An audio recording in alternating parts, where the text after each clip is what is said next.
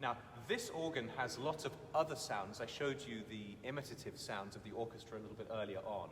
I played the tubas, which really sound like trumpets, the big one, the quiet one, etc. Now, there are toys, and I played a few of those earlier. Here are some chimes, so this is like somebody's knocking at your front door, or if you're in the olden days. And there's a piece I'm playing by a composer called Dudley Peale in the program called Temple Bells, and it uses those lovely bells as the centerpiece of the composition. So that's one fun thing. A lot of pipe organs, though, have chimes, so maybe that's not quite so unusual. Now, how about the other one? Here's a glockenspiel.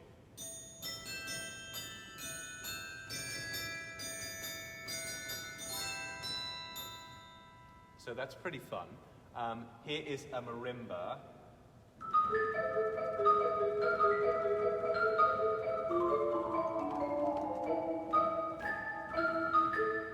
Here is a xylophone.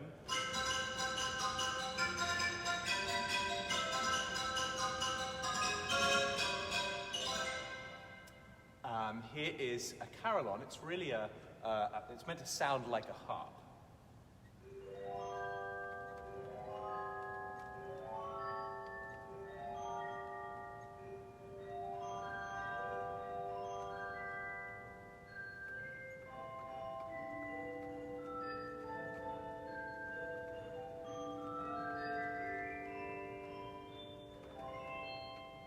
And that is located, it might be hard for you to tell, but way up in the ceiling, about 75 feet above our heads, in what we call the echo division, or the antiphonal division.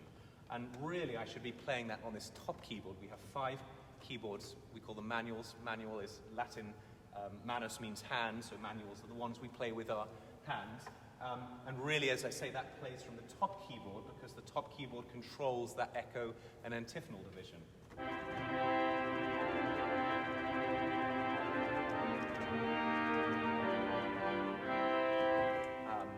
So then, we have the unpitched sounds. That means that they're not designed to sound like a xylophone or a glockenspiel. Here is a very fun Turkish cymbal. We have a triangle. I'll use that a lot in this concert. There's a bell. Imagine you're in a graveyard scene in a movie. If you're being chased by a horse, then of course you have the hooves. If there is a fire, or you're being chased around by a fire engine, you have the fire gong.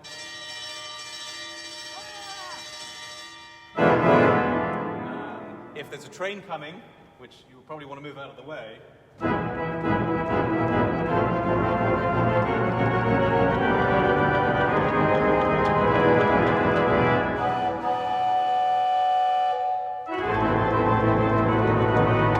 etc. If somebody rings at your door, well, I already used this one. Just push the doorbell. If someone's in your way and you're driving, you use the car horn. And if you're in a beautiful mountainous scene and the little birds are tweeting,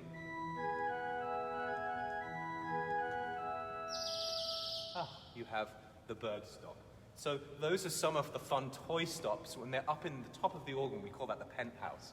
And we also have some more conventional percussion. Here is a snare drum.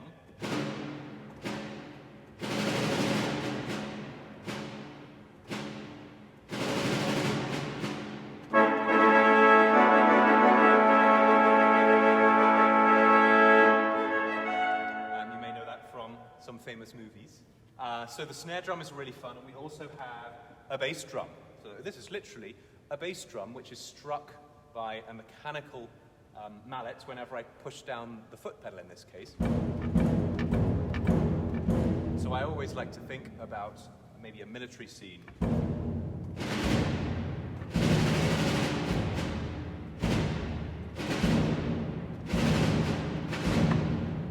Just by using my hands and my feet. And then we also have our bass drum roll. As if something fun is about to jump out at the circus.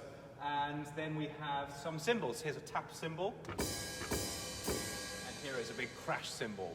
And if you want to create that real sense of excitement and crescendo,